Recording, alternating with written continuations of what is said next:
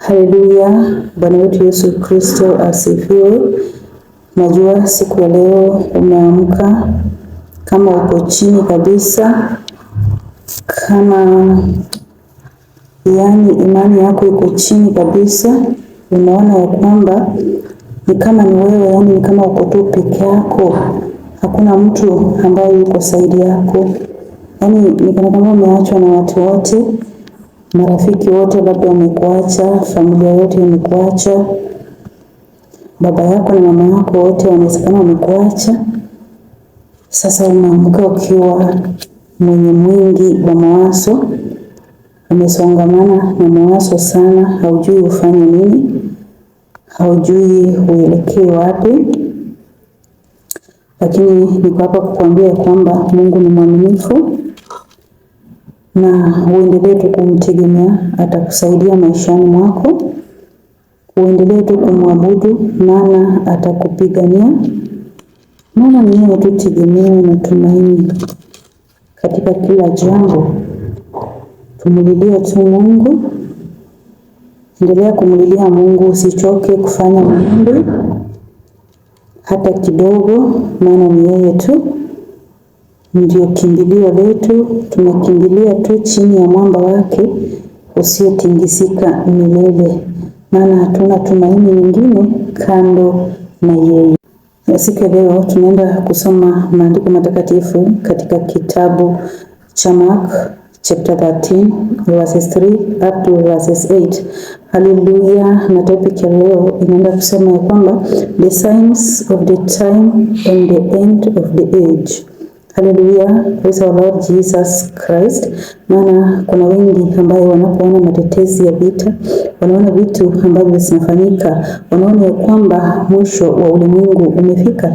Lakini Biblia inatuambia kwamba hiyo tu ni dalili, hiyo tu ni mwanzo wa uchungu. Haleluya. Maana kuna wadanganyifu wengi ambao wanaamka kwa wakati huo, wanakuja na kudanganya wengi wakisema kwamba mwisho wa ulimwengu umefika. Lakini maandiko matakatifu yanatuambia mwisho wa ulimwengu bado iko mbali zaidi.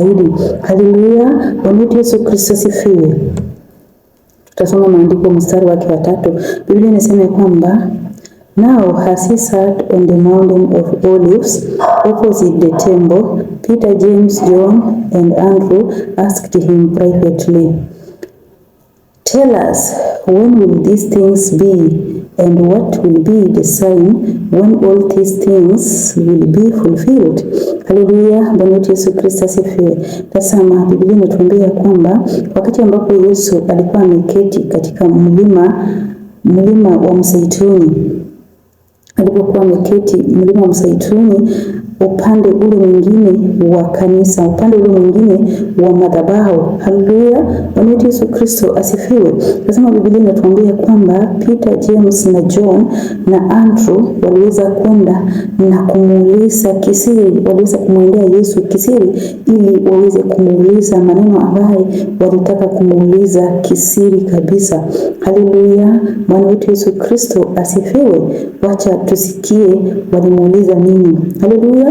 Kwa sababu mstari wake wa 4 inasema kwamba waliweza kumuuliza Yesu ya kwamba hizi vitu ni nini dalili ya nyakati za mwisho? Ni nini dalili ambayo itaonyesha ya kwamba nyakati za mwisho imefika? Ni nini dalili itaonyesha ya kwamba hizi vitu zinatimia? Haleluya.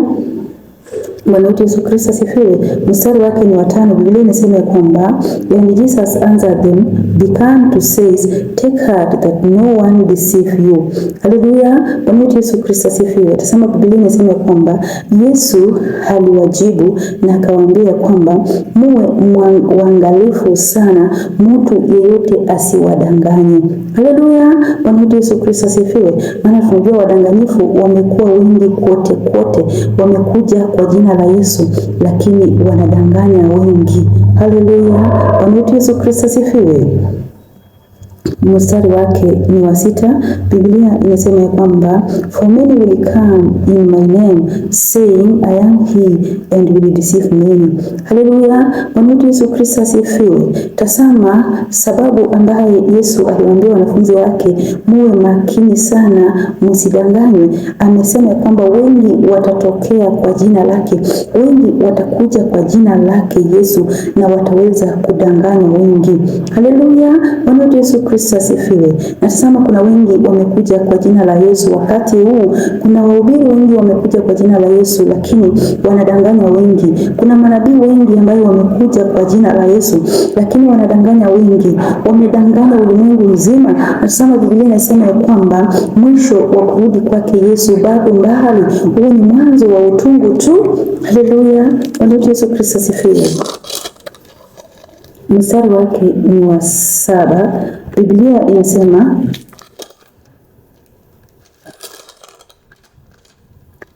mstari wake ni wa 7. Biblia inasema of wars, do not be troubled, for such a things must happen, but the end is not yet.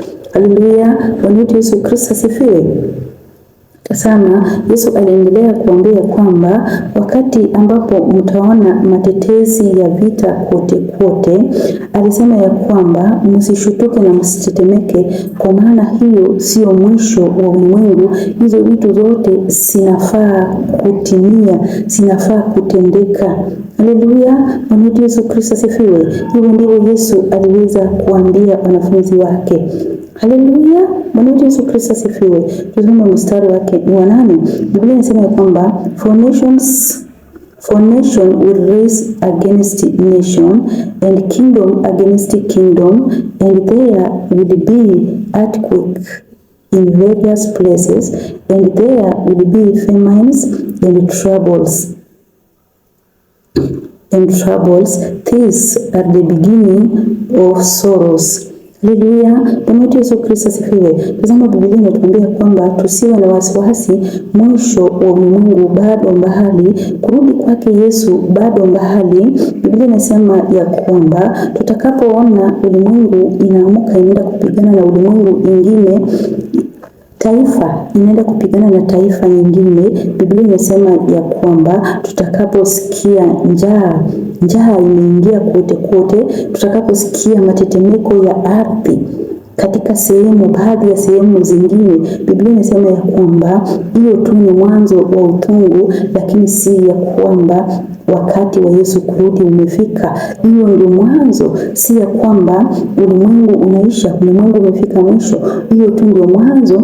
Inakuonyesha ya kwamba andaa njia zako, inakuonyesha ya kwamba jiandae kwa sababu Yesu anarudi. Tengeneza njia zako kwa sababu Mesia anarudi. Tengeneza mapito yako kwa sababu Mesia anarudi, kwa sababu dalili zimeonyesha mwana wa Adamu yu karibu kurudi. Haleluya, Bwana Yesu Kristo asifiwe. Tukimbie dhambi, tuachane na dhambi, tuachane na zinaa, tuachane na vitu vyote ambavyo sitatuzuia kuingia mbinguni.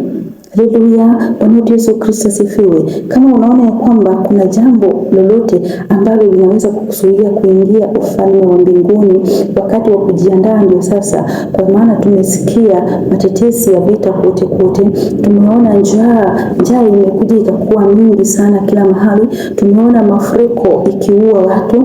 Tumeona vitu mingi vikifanyika, lakini Biblia imesema ya kwamba huu si wakati wa Yesu kurudi. Huu tu ndio mwanzo wa uchungu. Tunapoona hizo vitu tunafaa kujiandaa, kwa sababu mwana wa Adamu yu mlangoni. Mwana wa Adamu anakuja kunyakua wale ambao wamejiandaa.